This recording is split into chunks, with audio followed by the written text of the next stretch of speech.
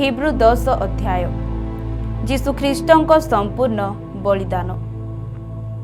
कारण व्यवस्था आगामी उत्तम उत्तम विषयर छाया स्वरूप होई सही सब विषयर अविकल प्रतिमूर्ति न हेबारु याजक मानकर वर्ष को वर्ष सर्वदा सही ए प्रकार भली उत्सर्ग करिबा द्वारा उपासक मानंकु कदापि सिद्ध करि पारे नाही। जदि पारिथांता तेबे उपासक माने थरे सूचीकृत होई विवेकरे आउ पापर बोध न पाइबारु सेही सबु बलिर उत्सर्ग कण निवृत्त होई न थांता। किंतु सेही सबु बलिरे वर्ष को वर्ष पाप स्मरण करा जाए। कारण वृष और छागर रक्त जे पाप हरण करिबो यह असंभव। सेथिपाई ख्रीष्ट जगत को आगमन करी कहंती बलिदान और नैवेद्य न लढ़ी मो निमंते एक शरीर प्रस्तुत कल। हम बलि और पापार्थक बलिरे तुम्भे संतुष्ट हेलो नाही। सेतेबेले मु कहिली देख शास्त्र रे मो विषय रे लेखा अछि, हे ईश्वर तुम्भर इच्छा साधन करिबाकू मु आसी अछि।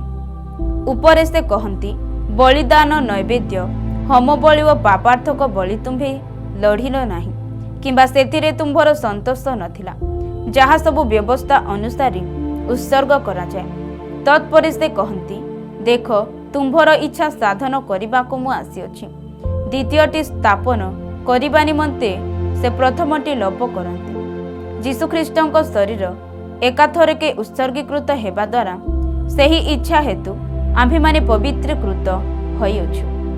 आहुरी मध्य प्रत्येक याजक प्रतिदिन सेवा करिबा पाई व थरकु थर सही एक प्रकार बलि उत्सर्ग करिबा पाई ठिया होई थांती। एही सबु केबे पाप हरण करि पारे नाही, मात्र से पाप निमंते केवल एक बलि उत्सर्ग कलाउतारे ईश्वरଙ୍କ दक्षिण पार्श्वरे चिरकाल पाई उपवेशन कले। सही दिनावधि ताहांकर शत्रु माने ताहांको पादपीठ करा जाय नथिबा पर्यंत से अपेक्षा करूछंती। कारण केवल एक बलिर उत्सर्ग द्वारा से पवित्रकृत हेउथिबा लोकमानंकु चिरकाल पाई सिद्ध करी अछंती। आ पवित्र आत्मा मध्य आंभमानंकु साक्ष्य दियंती। कारण प्रभु एही कथा कहंती सेही समय उतारे आंभे सेमानंक सहित जे नियम स्थापन करिबा ताहा एही आंभे सेमानंक हृदय रे आपणा व्यवस्था देबा पुनि सेमानंक मनरे सेही सबु लेखिबा। एहा कहिला अवतारे से कहंती सेमानंक पाप व सेमानंक अपराध सबु आंभे आ स्मरण करिबा नाही। एही समस्त मोचन हेबा स्थले पाप निमंते आउ बलि उत्सर्ग करिबा अनावश्यक। ईश्वरଙ୍କ निकटवर्ती हेबा। अतएव हे भाई माने जीशु विच्छेद वस्त्र अर्थात आपणा शरीर द्वारा जे नूतन व जीवनदायक पथ आंभमानक निमंते प्रस्तुत करियछंती सेही पथरे जीशुଙ୍କ रक्त द्वारा महापवित्र स्थान रे प्रवेश करिबा निमंते आंभमानकर साहस थिबारु पुनि ईश्वरଙ୍କ गृह उपरे नियुक्त आंभमानकर जणे महान याजक थिबारु आस आंभे माने हृदय प्रक्षालन द्वारा कलुषित विवेकरु सूचीकृत व निर्मल जलरे धौत शरीर होई सरल हृदय संपूर्ण विश्वास रे ईश्वरଙ୍କ निकटवर्ती हेउ। आंभे माने जे भरोसा स्वीकार करूछु ता अटल भावरे दृढ़ करी धरू। कारण जे प्रतिज्ञा करियछंती से विश्वस्त। पुनि प्रेम व सत्क्रिया रे प्रवर्ताइबा निमंते परस्पर विषय रे मनोयोग करू। आउ केही केही जेपरि आंभमानक मंडली उपासना परित्याग करिथांती आंभे माने सेही परि न करू बरं परस्पर को उत्साह देउ। विशेषतः जेतेबेले तुम्भे माने प्रभुଙ୍କ दिन निकटवर्ती होई आसुअछि बोली देखुअछ। कारण सत्य ज्ञान लाभ करिबा परे जदि आंभे माने स्वेच्छापूर्वक पाप करुथाउ तेबे पापार्थक बलि आ अवशिष्ट न थाए, बरं विचारर एक प्रकार भयंकर प्रतीक्षा व विपक्ष मानक ग्रासकारी अग्निर प्रचंडता अवशिष्ट थाए। केही मशांक व्यवस्था को अमान्य कली से दया प्राप्त न होई 2 किंबा 3 जन साक्षी प्रमाण रे हत हुए। तेबे भावी देख जे ईश्वरଙ୍କ पुत्र को पददलित करियछि नियमर जे रक्त द्वारा से पवित्रकृत होइथिला ताकू सामान्य विषय बोली मने करियछि व अनुग्रहदाता आत्मा को अवमानना करियछि। ସେ କେଡ଼େ ଅଧିକ ଗୁରୁତର ଦଣ୍ଡର ଯୋଗ୍ୟ ନ ହେବ। କାରଣ ପ୍ରତିଶୋଧ ନେବା ଆମ୍ଭର ଅଧିକାର, ଆମ୍ଭେ ପ୍ରତିଫଳ ଦେବା। ଯେ ଏହି କଥା କହିଅଛନ୍ତି ତାହାଙ୍କୁ ଆମ୍ଭେମାନେ ଜାଣୁ। ପୁନଶ୍ଚ ପ୍ରଭୁ ଆପଣା ଲୋକମାନଙ୍କର ବିଚାର କରିବେ। ଜୀବିତ ଈଶ୍ୱରଙ୍କ ହସ୍ତରେ ପଡ଼ିବା ଭୟଙ୍କର ବିଷୟ। କିନ୍ତୁ ଆଲୋକ ପ୍ରାପ୍ତ ହେଲା ଅତାରେ ଯେତେବେଳେ ତୁମ୍ଭେମାନେ ନାନା ଦୁଃଖ ଭୋଗ ରୂପ କଠୋର ସଂଗ୍ରାମ ସହ୍ୟ କରିଥିଲ, ସେହି ପୂର୍ବ ସମୟକୁ ସ୍ମରଣରେ ଆଣ। ଏକ ଦିଗରେ ତିରସ୍କାର ଓ କ୍ଲେଶ ଦ୍ୱାରା କୌତୁକାସ୍ପଦ ହୋଇଥିଲ, ଅନ୍ୟ ଦିଗରେ ସେହି ପ୍ରକାର ବ୍ୟବହାର ପାଉଥିବା ଲୋକମାନଙ୍କର ସହଭାଗୀ ହୋଇଥିଲ। କାରଣ ତୁମ୍ଭେମାନେ ବନ୍ଧୀମାନଙ୍କ ସହିତ ଦୁଃଖ ଭୋଗ କରିଥିଲ, ଆଉ ତୁମ୍ଭମାନଙ୍କ ନିଜର ଯେ ଅଧିକ ଉତ୍ତମ ଓ ନିତ୍ୟସ୍ଥାୟୀ ସମ୍ପତ୍ତି ଅଛି, ଏହା ଜାଣି ଆନନ୍ଦରେ ତୁମ୍ଭମାନଙ୍କ ସମ୍ପତ୍ତିର ଲୁଣ୍ଠନ ସହ୍ୟ କରିଥିଲ। ଅତଏବ ତୁମ୍ଭମାନଙ୍କ ସାହସ ପରିତ୍ୟାଗ କର ନାହିଁ, ସେଥିର ମହା ପୁରସ୍କାର ଅଛି। ଯେଣୁ ତୁମ୍ଭେମାନେ ଯେପରି ଈଶ୍ୱରଙ୍କ ଇଚ୍ଛା ସାଧନ କରି ପ୍ରତିଜ୍ଞାର ଫଳ ପ୍ରାପ୍ତ ହୋଇପାର, ଏଥି ନିମନ୍ତେ ତୁମ୍ଭମାନଙ୍କର ଧୈର୍ଯ୍ୟଶୀଳ ହେବା ପ୍ରୟୋଜନ। କାରଣ ଆଉ ଅତି ଅଳ୍ପ ସମୟ ମାତ୍ର ଯାହାଙ୍କ ଆଗମନ କରିବାର ଅଛି, ସେ ଆଗମନ କରିବେ ଓ ବିଳମ୍ବ କରିବେ ନାହିଁ। ଆମ୍ଭର ଧାର୍ମିକ ବ୍ୟକ୍ତି ବିଶ୍ୱାସ ଦ୍ୱାରା ବଞ୍ଚିବ। କିନ୍ତୁ ଯଦି କେହି ପଶ୍ଚାତ୍ପଦ ହୁଏ, ତାହେଲେ ଆମ୍ଭର ଆତ୍ମା ତାହାଠାରେ ସନ୍ତୁଷ୍ଟ ନୁହେଁ। ମାତ୍ର ଯେଉଁମାନେ ବିନାଶ ନିମନ୍ତେ ପଶ୍ଚାତ୍ପଦ ହୁଅନ୍ତି, ଆମ୍ଭେମାନେ ସେମାନଙ୍କ ଦଳର ଲୋକ ନୁହେଁ। କିନ୍ତୁ ଯେଉଁମାନେ ଆତ୍ମାର ପରିତ୍ରାଣ ନିମନ୍ତେ ବିଶ୍ୱାସ କରନ୍ତି, ଆମ୍ଭେମାନେ ସେମାନଙ୍କ ଦଳର ଲୋକ ଅଟୁ। ହିବ୍ରୁ 11 ଅଧ୍ୟାୟ। ବିଶ୍ୱାସର ଆଦର୍ଶ। ବିଶ୍ୱାସ ପ୍ରତ୍ୟାଶିତ ବିଷୟର ମୂଳଭୂମି ଓ ଅଦୃଶ୍ୟ ବିଷୟର ନିଶ୍ଚିତ ଜ୍ଞାନ। ତଦ୍ୱାରା ପ୍ରାଚୀନମାନେ ତ ସୁଖ୍ୟାତ ଲାଭ କଲେ। ବିଶ୍ୱାସ ଦ୍ୱାରା ଆମ୍ଭେମାନେ ବୁଝୁ ଯେ ସମସ୍ତ ବିଶ୍ୱ ଈଶ୍ୱରଙ୍କ ବାକ୍ୟ ଦ୍ୱାରା ରଚିତ। ଅତଏବ କୌଣସି ପ୍ରତ୍ୟକ୍ଷ ବିଷୟରୁ ଦୃଶ୍ୟ ବିଷୟ ଉତ୍ପନ୍ନ ହୋଇନାହିଁ। ବିଶ୍ୱାସ ଦ୍ୱାରା ହେବଲ ଈଶ୍ୱରଙ୍କ ଛାମୁରେ କଇନ ଅପେକ୍ଷା ଉତ୍କୃଷ୍ଟ ବଳି ଉତ୍ସର୍ଗ କଲେ ଓ ତଦ୍ୱାରା ସେ ଧାର୍ମିକ ବୋଲି ସାକ୍ଷ୍ୟ ପାଇଲେ। ଈଶ୍ୱର ନିଜେ ତାଙ୍କ ଦାନ ସମ୍ବନ୍ଧରେ ସାକ୍ଷ୍ୟ ଦେଲେ, ଆଉ ସେ ମୃତ୍ୟୁ ହେଲେ ହେ ବିଶ୍ୱାସ ଦ୍ୱାରା ଆଜି ପର୍ଯ୍ୟନ୍ତ କଥା କହୁଅଛନ୍ତି। ବିଶ୍ୱାସ ଦ୍ୱାରା ହନୋକ ମୃତ୍ୟୁଭୋଗ ନ କରି ଅନ୍ତର୍ନିହିତ ହେଲେ, ସେ ଆଉ ଦେଖାଗଲେ ନାହିଁ, କାରଣ ଈଶ୍ୱର ତାହାଙ୍କୁ ଅନ୍ତର୍ହିତ କରିଥିଲେ। ସେ ଯେ ଈଶ୍ୱରଙ୍କର ସନ୍ତୋଷ ପାତ୍ର, ଅନ୍ତର୍ହିତ ହେବା ପୂର୍ବେ ସେଥିର ସାକ୍ଷ୍ୟ ପ୍ରାପ୍ତ ହୋଇଥିଲେ। ଆଉ ବିଶ୍ୱାସ ବିନା ତାହାଙ୍କ ସନ୍ତୋଷ ପାତ୍ର ହେବା ଅସମ୍ଭବ।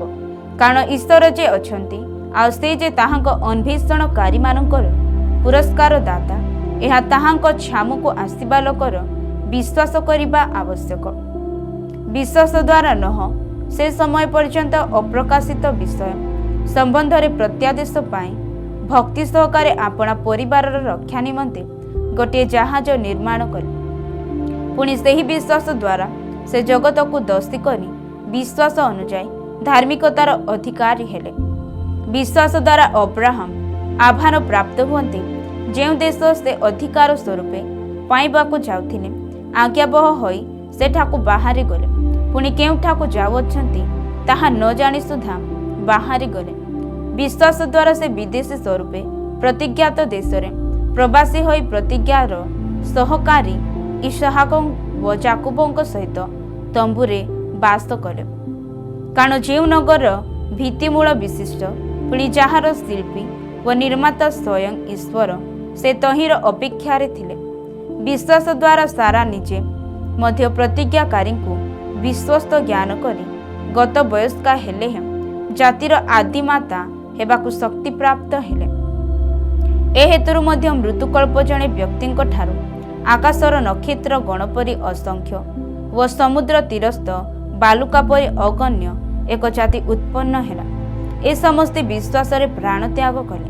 ସେମାନେ ପ୍ରତିଜ୍ଞାତ ଫଳ ପ୍ରାପ୍ତ ହେଲେ ନାହିଁ, ମାତ୍ର ଦୂରରୁ ତାହା ଦେଖି ଅଭିନନ୍ଦନ କଲେ ଏବଂ ପୃଥିବୀରେ ଆପଣାମାନଙ୍କୁ ବିଦେଶୀ ଓ ପ୍ରବାସୀ ବୋଲି ସ୍ୱୀକାର କଲେ। କାରଣ ଯେଉଁମାନେ ଏହିପରି କଥା କହନ୍ତି, ସେମାନେ ଯେ ନିଜର ଗୋଟିଏ ଦେଶ ଅନ୍ୱେଷଣ କରୁଅଛନ୍ତି, ଏହା ପ୍ରକାଶ କରନ୍ତି। ପୁଣି ଯେଉଁ ଦେଶରୁ ସେମାନେ ବାହାରି ଆସିଥିଲେ, ଯଦି ପ୍ରକୃତରେ ସେହି ଦେଶକୁ ସ୍ମରଣ କରିଥାନ୍ତେ, ତାହେଲେ ସେମାନଙ୍କ ବାହୁଡ଼ି ଯିବାକୁ ସୁଯୋଗ ହୋଇନଥାନ୍ତା। କିନ୍ତୁ ସେମାନେ ଗୋଟିଏ ଉତ୍କୃଷ୍ଟତର ଅର୍ଥାତ୍ ସ୍ୱର୍ଗୀୟ ଦେଶର ଆକାଂକ୍ଷା କରୁଥିଲେ। ଏହେତୁ ଈଶ୍ୱର ସେମାନଙ୍କ ଈଶ୍ୱର ବୋଲି ଖ୍ୟାତ ହେବାକୁ ସେମାନଙ୍କ ସମ୍ବନ୍ଧରେ ଲଜ୍ଜିତ ନୁହନ୍ତି, କାରଣ ସେ ସେମାନଙ୍କ ନିମନ୍ତେ ଗୋଟିଏ ନଗର ପ୍ରସ୍ତୁତ କରୁଅଛନ୍ତି। ବିଶ୍ୱାସ ଦ୍ୱାରା ଅବ୍ରାହମ ପରୀକ୍ଷିତ ହୋଇ ଇସାକକୁ ଉତ୍ସର୍ଗ କଲେ। ହଁ, ଯେଉଁ ବ୍ୟକ୍ତି ପ୍ରତିଜ୍ଞା ସମୂହ ପ୍ରାପ୍ତ ହୋଇଥିଲେ, ଯାହାଙ୍କୁ କୁହାଯାଇଥିଲା ଯେ ଇସାକଙ୍କ ଠାରୁ ତୁମ୍ଭର ବଂଶ ଖ୍ୟାତ ହେବ, ସେହି ବ୍ୟକ୍ତି ଆପଣାର ଅଦ୍ୱିତୀୟ ପୁତ୍ରକୁ ଉତ୍ସର୍ଗ କରିବାକୁ ଯାଉଥିଲେ। କାରଣ ଈଶ୍ୱର ଯେ ମୃତ୍ୟୁମାନଙ୍କ ମଧ୍ୟରୁ ସୁଦ୍ଧା ଉତ୍ଥାପନ କରିବାର ସମର୍ଥ, ଏହା ସେ ମନେ କରିଥିଲେ, ଆଉ ସେ ମଧ୍ୟ ତାହାକୁ ଦୃଷ୍ଟାନ୍ତ ଭାବେ ମୃତ୍ୟୁରୁ ଫେରି ପାଇଲେ। ବିଶ୍ୱାସ ଦ୍ୱାରା ଇସାକ ଭବିଷ୍ୟତ ବିଷୟରେ ମଧ୍ୟ ଯାକୋବ ଓ ଏସାଉକୁ ଆଶୀର୍ବାଦ କଲେ। ବିଶ୍ୱାସ ଦ୍ୱାରା ଯାକୋବ ମୃତ୍ୟୁ ସମୟରେ ଯୋସେଫଙ୍କର ପ୍ରତ୍ୟେକ ପୁତ୍ରକୁ ଆଶୀର୍ବାଦ କଲେ, ପୁଣି ଆପଣା ଯଷ୍ଟିର ଅଗ୍ରଭାଗରେ ଆଉଜି ପଡ଼ି ପ୍ରଣାମ କଲେ। ବିଶ୍ୱାସ ଦ୍ୱାରା ଯୋସେଫ ମୃତ୍ୟୁ ସମୟରେ ଇସ୍ରାଏଲ ସନ୍ତାନମାନଙ୍କ ପ୍ରସ୍ଥାନ ବିଷୟ ଉଲ୍ଲେଖ କଲେ, ପୁଣି ଆପଣା ଅସ୍ଥି ସମ୍ବନ୍ଧରେ ଆଜ୍ଞା ଦେଲେ। ବିଶ୍ୱାସ ଦ୍ୱାରା ମୋଶାଙ୍କ ପିତାମାତା ତାଙ୍କ ଜନ୍ମ ହେବା ସମୟରେ ତାଙ୍କୁ ଗୋଟିଏ ସୁନ୍ଦର ପିଲା ବୋଲି ଦେଖି ରାଜାଜ୍ଞାକୁ ଭୟ ନ କରି 3 ମାସ ପର୍ଯ୍ୟନ୍ତ ତାକୁ ଗୋପନରେ ରଖିଲେ। ବିଶ୍ୱାସ ଦ୍ୱାରା ମୋଶା ବୟସ ପ୍ରାପ୍ତ ହେଲାଉତାରେ ଫାରୋଙ୍କର କନ୍ୟାଙ୍କ ପୁତ୍ର ବୋଲି ଖ୍ୟାତ ହେବାକୁ ନାସ୍ତି କଲେ। ପାପର କ୍ଷଣିକ ସୁଖ ଭୋଗ ଅପେକ୍ଷା ଈଶ୍ୱରଙ୍କ ଲୋକମାନଙ୍କ ସହିତ ବରଂ ଦୁଃଖ ଭୋଗ କରିବାକୁ ସେ ପସନ୍ଦ କଲେ। ପୁଣି ମିଶ୍ରର ସମସ୍ତ ଧନ ଅପେକ୍ଷା ଖ୍ରୀଷ୍ଟଙ୍କ ନିନ୍ଦାର ସହଭାଗୀ ହେବା ଶ୍ରେଷ୍ଠତର ଧନ ବୋଲି ମନେ କଲେ, କାରଣ ସେ ପୁରସ୍କାର ଦାନର ସମୟ ପ୍ରତି ଦୃଷ୍ଟିପାତ କଲେ। ବିଶ୍ୱାସ ଦ୍ୱାରା ସେ ରାଜାଙ୍କ କ୍ରୋଧକୁ ଭୟ ନ କରି ମିଶ୍ର ପରିତ୍ୟାଗ କଲେ, ଯେଣୁ ଯେ ଅଦୃଶ୍ୟ ତାଙ୍କୁ ଦର୍ଶନ କଲା ପରି ସୁସ୍ଥିର ରହିଲେ। ବିଶ୍ୱାସ ଦ୍ୱାରା ସେ ନିସ୍ତାର ପର୍ବ ଓ ରକ୍ତସେଚନ ବିଧି ପାଳନ କଲେ, ଯେପରି ପ୍ରଥମଜାତ ମାନଙ୍କର ସଂହାରକ ସେମାନଙ୍କୁ ସ୍ପର୍ଶ ନ କରନ୍ତି। ବିଶ୍ୱାସ ଦ୍ୱାରା ସେମାନେ ଶୁଷ୍କ ଭୂମି ପାର ହେଲା ପରି ସୁଫ ସାଗରର ଭିତର ଦେଇ ପାର ହେଲେ, କିନ୍ତୁ ମିଶରୀୟମାନେ ସେହି ପ୍ରକାର ଚେଷ୍ଟା କରିବାକୁ ଯାଇ ବୁଡ଼ି ମଲେ। ବିଶ୍ୱାସ ଦ୍ୱାରା ଜିରିହୋ ପ୍ରାଚୀର 7 ଦିନ ପର୍ଯ୍ୟନ୍ତ ପ୍ରଦକ୍ଷିଣ ହେଲାଉତାରେ ଭୂମିସାତ ହେଲା। ବିଶ୍ୱାସ ଦ୍ୱାରା ରାହାବ ବେଶ୍ୟା ଚୋରମାନଙ୍କୁ ଆଶ୍ରୟ ଦେବାରୁ ଅନାଜ୍ଞା ବହୁମାନଙ୍କ ସହିତ ବିନଷ୍ଟ ହେଲେ ନାହିଁ। ଆଉ ଅଧିକ କ'ଣ କହିବି? ଗିଦିଅନ, ବାରକ, ସାମସନ, ଜିପ୍ତହ, ଦାଉଦ, ସାମୁଏଲ ଓ ଭାବବାଦୀମାନଙ୍କ ବିଷୟ ଯଦି ମୁଁ ବର୍ଣ୍ଣନା କରେ, ତେବେ ସମୟ ଅଣ୍ଟିବ ନାହିଁ। ବିଶ୍ୱାସ ଦ୍ୱାରା ସେମାନେ ରାଜ୍ୟଗୁଡ଼ିକ ଜୟ କଲେ, ଧର୍ମ ସାଧନ କଲେ, ପ୍ରତିଜ୍ଞାର ଫଳପ୍ରାପ୍ତ ହେଲେ, ସିଂହମାନଙ୍କ ମୁଖ ବନ୍ଦ କଲେ, ଅଗ୍ନିର ତେଜ ନିବାରଣ କଲେ, ଖଡ୍ଗଧାରରୁ ରକ୍ଷା ପାଇଲେ, ଦୁର୍ବଳ ସମୟରେ ସବଳ ହେଲେ, ଯୁଦ୍ଧରେ ବିଜୟୀ ହେଲେ, ପୁଣି ବିଜାତୀୟମାନଙ୍କର ସୈନ୍ୟମାନଙ୍କୁ ବିତାଡ଼ିତ କଲେ। ସ୍ତ୍ରୀ ଲୋକମାନେ ଆପଣା ଆପଣା ମୃତ୍ୟୁମାନଙ୍କୁ ପୁନରୁତ୍ଥାନ ଦ୍ୱାରା ପ୍ରାପ୍ତ ହେଲେ। ଅନ୍ୟମାନେ ଉତ୍କୃଷ୍ଟତର ପୁନରୁତ୍ଥାନର ପ୍ରାପ୍ତ ହେବା ନିମନ୍ତେ ଉଦ୍ଧାର ପାଇବାକୁ ଇଚ୍ଛା ନ କରି ମହାଯନ୍ତ୍ରଣା ଭୋଗ କଲେ। ଅନ୍ୟମାନେ ବିଦ୍ରୂପ, କରଡ଼ା ପ୍ରହାର, ବନ୍ଧନ ଓ କାରାବାସ ଦ୍ୱାରା ସୁଦ୍ଧା ପରୀକ୍ଷିତ ହେଲେ। କେହି ଅବା ପ୍ରସ୍ତରାଘାତରେ ହତ, କେହି ଅବା ନିୟାର୍ଜିତ, କେହି କରତ ଦ୍ୱାରା ଦ୍ୱିଖଣ୍ଡିତ, ପୁଣି କେହି ଅବା ଖଡ୍ଗ ଦ୍ୱାରା ନିହତ, କେହି ମେଷ ଓ ଛାଗଳର ଚର୍ମରେ ଆଚ୍ଛାଦିତ, ଅଭାବଗ୍ରସ୍ତ, କ୍ଳିଷ୍ଟ ଓ ନିଗ୍ରହ ପ୍ରାପ୍ତ ହୋଇ ପ୍ରାନ୍ତର ପର୍ବତ, ଗୁହା, ପୁଣି ପୃଥିବୀର ଗହ୍ୱର ଭ୍ରମଣ କଲେ। ଜଗତ ସେମାନଙ୍କର ଯୋଗ୍ୟ ନଥିଲା। ବିଶ୍ୱାସ ଦ୍ୱାରା ଏହି ସମସ୍ତ ସୁଖ୍ୟାତି ଲାଭ କରି ସୁଦ୍ଧା ପ୍ରତିଜ୍ଞାର ଫଳ ପ୍ରାପ୍ତ ହେଲେ ନାହିଁ, ଯେଣୁ ଈଶ୍ୱର ଆମ୍ଭମାନଙ୍କ ନିମନ୍ତେ ଉତ୍କୃଷ୍ଟତର ବିଷୟ ପ୍ରସ୍ତୁତ କରି ରଖିଥିଲେ, ଯେପରି ସେମାନେ ଆମ୍ଭମାନଙ୍କ ବିନା ସିଦ୍ଧି ଲାଭ ନ କରନ୍ତି।